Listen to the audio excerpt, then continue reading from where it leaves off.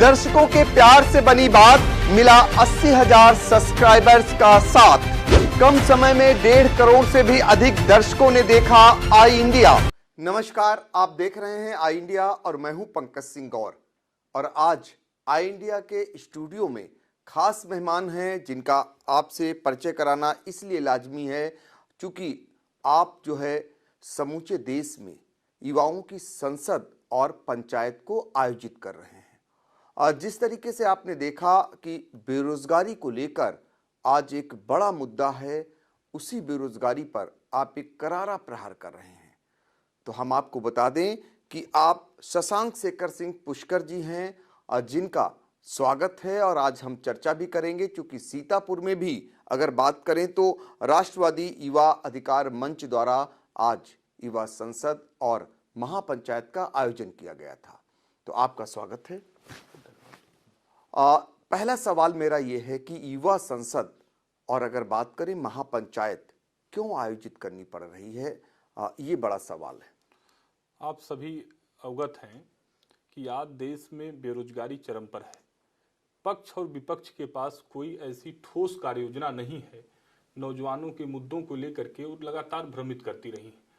आप जान रहे हैं कि आज 70 सालों में नौजवानों के लिए कोई अभी तक युवा आधारित नीति नहीं बन पाई।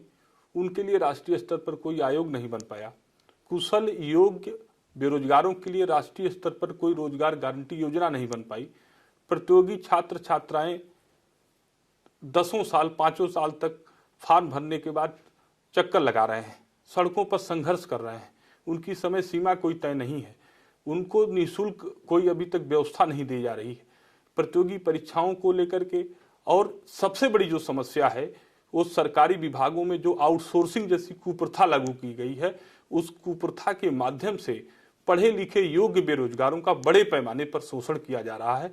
इन तमाम मुद्दों को लेकर के, छात्रों नौजवानों के बुनियादी सवालों को लेकर के, उनकी भूमिका भागीदारी को सुनिश्चित करने, उनके अधिकार संरक्षण संवर्धन हेतु, उनके सम्मान स्वाभिमान की रक्षा के लिए उनको न्याय दिलाने तक ये युवा संसद एवं महापंचायत कार्यक्रम के माध्यम से राजनीतिक दलों को घेरने की कोशिश है। प्रयास है कि नौजवानों को दरकिनार करके कोई भी, चाहे वो सामाजिक हो, आर्थिक हो, राजनीतिक हो, शैक्षिक हो, सांस्कृतिक हो, किसी प्रकार के देश में उत्थान की परिकल्पना संभव नहीं है। जैसा कि आप जानते हैं कि देश में नौजवानों की या किसी प्रकार के आंदोलन में महत्वपूर्ण भूमिका रही है।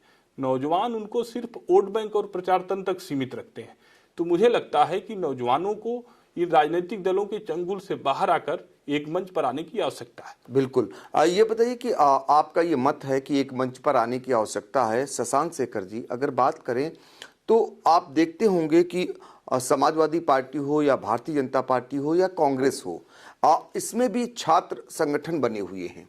तो क्या लगता है अब वो संगठन सही से काम नहीं कर रहे हैं? इसी तरीके यही कारण है कि जो बेरोजगारी है वो सुरसा के मुंह की तरह बढ़ती जा रही है। जी बिल्कुल, मेरा सवाल इसी पर है कि फ्रंटल प्रकोष्ठ के नाम पर सिर्फ नौजवानों की ऊर्जा का दोहन किया गया, उनका दुरुपयोग हुआ। उनके लिए जो वास्तव में होना चाहिए था, आज जिन सवालों को लेकर के राष्ट्रवादी युवा अधिकार मंच के बैनर तले हम लोग सड़क पर संसद चलाने की बात कर रहे हैं, महापंचायत करने की बात कर रहे हैं, वही मुख्य कारण है। यदि राजनीतिक दलों ने आज तक सोचा होता, या तो पक्ष में है या तो विपक्ष में है। जब सत्ता पक्ष में लोग आते हैं तो रोजगार का जो है ढिढोरा पीटते हैं, जब वही लोग विपक्ष में होते हैं तो बेरोजगारी का ढिढोरा पीटते हैं। तो मुझे लगता है कि जब तक कोई ठोस कार्य योजना, ठोस नीति नहीं बनेगी, ये राजनीतिक दलों के चंगुल से नौजवानों को बाहर आकर के स्वयं अपने हित की लड़ाई लड़नी पड़ेगी। क्योंकि इनकी नीति, नियत और कार्य योजना कुछ नौजवानों को लेकर के अस्पष्ट नहीं है। ये नौजवानों को सिर्फ पंगु बनाना चाहते हैं। आप देखेंगे कि नौजवान आज बेरोजगारी की दशा में अपराध की तरफ बढ़ रहा है, अवसादग्रस्त है। तमाम आप देखेंगे नौजवान आत्महत्याएं करने पर विवश है। यह चिंताजनक विषय है। इन तमाम सारी चीजों को लेकर के हम लगातार युवा सत्याग्रह, युवा अधिकार महासम्मेलन, तमाम ऐसे कार्यक्रम आयोजित करते रहे हैं देश और प्रदेश स्तर पर। और अब हमने गांव, जिले और प्रदेश स्तर, राष्ट्रीय स्तर पर युवा संसद एवं महापंचायत कार्यक्रम चलाए जाने का हमने निर्णय लिया है। उसी क्रम में आज सीतापुर में ये हमारा कार्यक्रम था, जो प्रयागराज से अमर शहीद चंद्रशेखर आजाद जी के कर्मभूमि से प्रयागराज से प्रारंभ हुआ था। आपका मत है कि युवा अवसादग्रस्त होता जा रहा है। इसके लिए जितनी आप मानते हैं कि सरकार दोषी है, उतनी ही विपक्षी पार्टियां भी दोषी हैं। बिल्कुल, मैं सारे राजनीतिक पार्टियों को, मैं एक किसी पार्टी की बात नहीं कर रहा हूं, हर राजनीतिक पार्टियों की यही पॉलिसी रही है। इसी मजबूरी के कारण ये संघर्ष एक दिन का नहीं है, 10 साल से लगातार मैं इस मुद्दे को सार्वजनिक मंचों से हमेशा लगातार उठाते रहा हूं और मुझे आवश्यकता पड़ी इन नौजवानों को इनके काकस से, इनके चंगुल से बचा पाना, ये आज के डेट में बहुत बड़ी चुनौती है। मैं इसको चुनौती के रूप में स्वीकार करते हुए नौजवानों के बीच में जा रहा हूं, जाऊंगा, उनको जागरूक करूंगा, एक मंच पर लाने की कोशिश कर रहा हूं और उनके चंगुल से बचाने की कोशिश कर रहा हूं। आप 10 साल से इसमें लगे हुए हैं जी। आपके समय में भारतीय जनता पार्टी की सरकार रही है जी। दूसरी बार योगी सरकार बनी है, मोदी सरकार बनी है, तीसरी बार फिर से चुनावी मैदान में मोदी सरकार आने जा रही है। आप युवाओं के रोजगार को लेकर इस सरकार को कहां तक सही मानते हैं? सरकार कहती है कि हम बड़े पैमाने पर रोजगार मुहैया करा रहे हैं। आपको क्या लगता है कि ये सरकार क्या वाकई में रोजगार दे रही है या फिर सिर्फ झांसा दे रही है? नहीं, मैं स्पष्ट कर देना चाह रहा हूं कि सरकार के पास कोई पैमाना, वो पैमाना तो करे। आज 1 करोड़ लोग फॉर्म भरते हैं, 1000 वैकेंसी निकलती है, 2000 1000 वैकेंसी निकलती है, 38 लाख लोग परीक्षा देने जाते हैं। ये कौन सी कार्य योजना का इनका विषय है? आप देखेंगे बीएड, एमटेक, बीटेक करने के बाद, लाखों रुपए खर्च करने के बाद क्या किसी को रोजगार की गारंटी है? क्या ये दे सकता है कोई? तो सवाल ये है कि सरकार, मैंने कहा ना कि ये जब पक्ष में होते हैं तो रोजगार बहुत देते हैं, विपक्ष में होते हैं जबकि इनके पास कोई ठोस कार्य योजना नहीं है।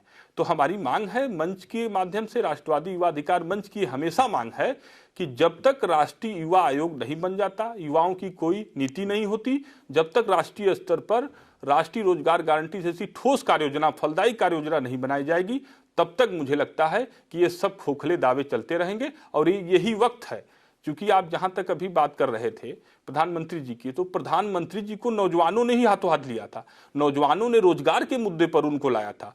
तो जहां तक सवाल है रोजगार का, सारी चीजों पर प्रधानमंत्री जी को स्पष्ट करना पड़ेगा, नहीं तो नौजवानों को एक मंच पर आकर के इन लोगों के जो झूठे वादे हैं, खोखले वादे हैं, अब तक जो गुमराह करने की जो पद्धति रही है, उसको बेनकाब करना पड़ेगा। बिल्कुल। तो क्या ये जो युवा संसद और महापंचायत आयोजित कर रहे हैं, इसमें क्या सिर्फ इनके खोखलों को उजागर कर रहे हैं या फिर युवाओं को जगाने का भी, जागरूक करने का भी काम हो रहा है? नहीं, सिर्फ नौजवानों को जागरूक करना, उनको एक मंच पर लाना, उनको अपने अधिकारों के प्रति सचेत करना, यही हमारी जिम्मेदारी है। इन राजनीतिक दलों की साजिश से कैसे बचा जाए, किस तरीके से, जरा बताइए कि आप जब युवाओं को महापंचायत में बुलाते हैं, युवा संसद आयोजित करते हैं, तो उसमें किस तरीके से उनको बताते हैं? यही कि भाई जाति और धर्म के नाम पर राजनीति करने के बजाय ये जो जातिगत और धार्मिक रूप से राजनीति करने वाले लोग हैं, उनसे दूरी बना करके उनसे सवाल कीजिए कि आप नौजवानों के लिए अब तक क्या किए।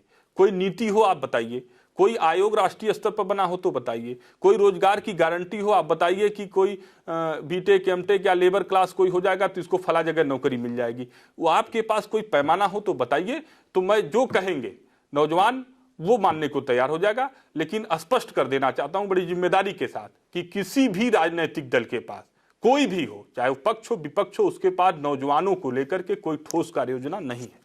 बिल्कुल, कोई ठोस कार्य योजना नहीं है, ये आपका कहना है। और राष्ट्रवादी युवा अधिकार मंच के बारे में अगर हम जानना चाहें, लोगों को बताना चाहें, तो ये कब गठित हुई और अब तक इसने जागरूक कर कितना लोगों को मतलब अवेयर किया?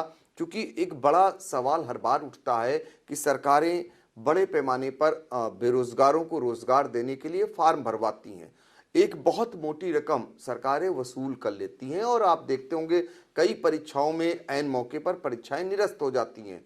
तो वो एक बहुत मोटी रकम कहीं ना कहीं सरकार इनके जरिए भी वो ले लेती है। ये मंच के मुद्दे में प्रथम दृष्टिकोण से इसको पहले लाया गया था। हम लोगों ने इसी का विरोध किया कि करोड़ों रुपए वसूली हो जाते हैं, छात्र नौजवान सड़कों पर संघर्ष करता है, लाठियां खाता है, सरकारें गैर जिम्मेदार तरीके से काम करती हैं। मुझे ऐसा प्रतीत हुआ कि कहीं न कहीं सरकार इन ब्यूरोक्रेट्स के जाल में फंस करके कहीं पंगु तो नहीं होती जा रही है। सरकार यदि चाहे तो सरकार लोगों की चीजों को, अब आप देखेंगे आउटसोर्सिंग, पिछली सरकार थी तो आउटसोर्सिंग की शुरुआत की गई थी, एक नौजवान मुख्यमंत्री ने उसकी शुरुआत किया। अच्छा, वर्तमान सरकार के मुख्यमंत्री जब आए तो उन्होंने उसको और चरम पर पहुंचा दिया। उनको लगा कि नौजवान कोई खाने पीने की वस्तु है, इसको सप्लाई कर दिया जाए। उन्होंने कंपनियों के अधीन कर दिया, कंपनियों को खुला छूट दे दिया। जब भी उसमें परिवर्तन करने की बात हुई, कोई योजनाबद्ध तरीके से काम करने की बात हुई, तो ब्यूरोक्रेट्स ने लूटने का एक रास्ता अपना तय कर लिया। आप देखेंगे, आप सभी लोगों को जानकारी है कि बता दीजिए कि आउटसोर्सिंग कंपनियां बिना किसी शोषण के कुछ नौजवानों के किसी को रोजगार मिल रहा हो, ये स्पष्ट है, सब लोग जानते हैं। यह है कि कुछ लोग बातें कह नहीं पाते हैं, नौजवान को डराते धमकाते हैं, नौजवान अपने को डरा सामा मान करके, अपने को बेरोजगार बेसहारा मान करके वो उनके उत्पीड़न का शिकार होता रहा है। तो क्या मानते हैं, युवा संसद और जो महापंचायत आप आयोजित कर रहे हैं जी, और इनसे क्या जागरूकता आएगी? हम अक्सर देखते हैं, अभी एक पीटी की परीक्षा थी जी, गैर जिलों में, उनके बहुत दूर दूर तक उनके केंद्र लगा दिए गए, परीक्षा केंद्र। कितनी भीड़ उमड़ी रेलवे स्टेशनों पर, बस स्टैंडों पर। ये बताती है, दर्शाती है कि वाकई में बेरोजगार की संख्या है। क्या मानते हैं, युवा क्या करे, कैसे इस पर रोक लगे? युवाओं के पास सिर्फ मात्र एक विकल्प है कि यदि भविष्य को सुरक्षित और संरक्षित करना है तो उसको एक मंच पर आना पड़ेगा। इन राजनीतिक दलों ने यदि कोई बात सोची होती, मैंने कहा ना कि ठोस कोई कार्य योजना इन्होंने बनाया होता, तो आज इतने लाख लोग सड़कों पे थोड़ी घूम रहे होते। इसके लिए जिम्मेदार ये सारे लोग थे, लेकिन अब हमारी वर्तमान में ये जिम्मेदारी है कि हम उस पर काम करें ताकि आने वाली पीढ़ियां, आने वाला भविष्य सुरक्षित और संरक्षित रहे। राष्ट्रवादी युवा अधिकार मंच आगे क्या करने जा रहा है? जैसा आपने बताया कि आज सीतापुर में आपने महापंचायत युवा संसद की, आगे आपकी क्या पूरी एक योजना है? कहाँ कहाँ आप जाएंगे, कैसे जागरूक करेंगे? पूरे प्रदेश के सभी जिलों में युवा संसद एवं महापंचायत कार्यक्रम के माध्यम से नौजवानों को जागरूक कर रहे हैं। नौजवानों को न्याय मिलने तक सड़क पर हम सदन चलाएंगे, क्योंकि अभी हम सदन में जा नहीं सकते।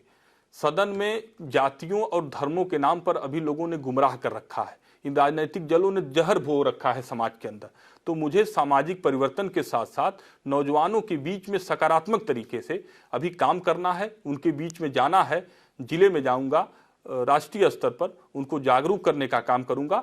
यदि होगा, आप देखेंगे कोई भी आंदोलन शुरू हुआ है, कोई भी परिवर्तन हुआ है तो इसी तरीके से हुआ है, उसमें नौजवानों की भूमिका रही है। आज हमारे पास तो सैकड़ों की संख्या में नौजवान हैं भी, आप देखेंगे कि किसी के इतने तादाद में नौजवान किसी के पास नहीं है। मुझे नैतिक रूप से 65% नौजवानों का मुझे समर्थन प्राप्त है।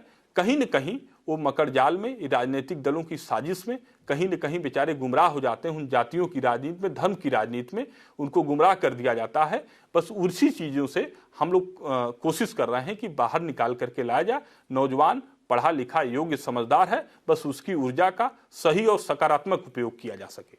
बिल्कुल। तो आपने लोकसभा में, राज्यसभा में, विधान परिषद में, विधानसभा में और सदन लगते हुए देखा होगा, लेकिन सड़क पर सदन ये निश्चित तौर पर एक बड़ा आने वाले दिनों में एक लोगों के लिए एक बहुत जागरूकता का तो काम हो ही रहा है, खासकर युवाओं के लिए, और एक बड़ी सीख राजनीतिक दलों के लिए भी दी जा रही है कि अब युवा धीरे धीरे कहीं ना कहीं जागरूक हो रहा है।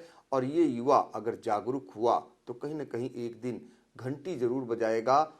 जिन लोगों ने युवाओं के नाम पर राजनीति की है और उन्हें बेरोजगार बनाने का काम किया। तो ये थे हमारे साथ राष्ट्रवादी युवा अधिकार मंच के राष्ट्रीय अध्यक्ष शशांक शेखर पुष्कर जी, जिन्होंने आज खुलकर युवाओं को लेकर बातचीत की और जो मंच का इनका मकसद है उसको आपके सामने रखा, और कैसे जिलों में जाकर वो युवा संसद और साथ ही महापंचायत कर जागरूक बनाने का उन्हें काम कर रहे हैं, इसको आपके सामने रखा। आपका बहुत बहुत शुक्रिया। बहुत बहुत धन्यवाद आपका। जिसकी लोकप्रियता होगी अच्छी, बसपा देगी टिकट। निकाय चुनाव को लेकर 26 नवंबर को देखें बसपा के जिलाध्यक्ष विनोद कुमार से बातचीत। ये माना जाए कि बहुजन समाज पार्टी आरक्षण के बाद जो है टिकट बांटेगी, आरक्षण का वेट हो रहा है। हाँ, आरक्षण का वेट इसलिए हो रहा है क्योंकि लोग भी सहमे हुए हैं कि आरक्षण में पता नहीं क्या हो, कहाँ से क्या हो। तो इसलिए जो है हम लोग भी बहुत ज़्यादा एक व्यक्ति को प्राथमिकता नहीं दे रहे हैं कि जो है जो आदमी एक बार एक व्यक्ति को प्राथमिकता दें, उसके बाद पता चले सीट ही ना हो वो। तो इसलिए जो है हम लोग क्या कर रहे हैं कि सबके आवेदन लिए हुए हैं और संगठन के साथ काम कर रहे हैं। अभी किसी व्यक्ति के विशेष के साथ काम नहीं कर रहे, संगठन के साथ काम कर रहे हैं। संगठन जैसे ही आरक्षण आएगा तो हम लोग सब लोग मिल करके, हमारे कार्यकर्ता हैं उनकी क्या सलाह रहेगी और किसकी लोकप्रियता अच्छी है उनमें से छांट करके उसको जो है प्राथमिकता दे करके उसको लड़ाया जाए।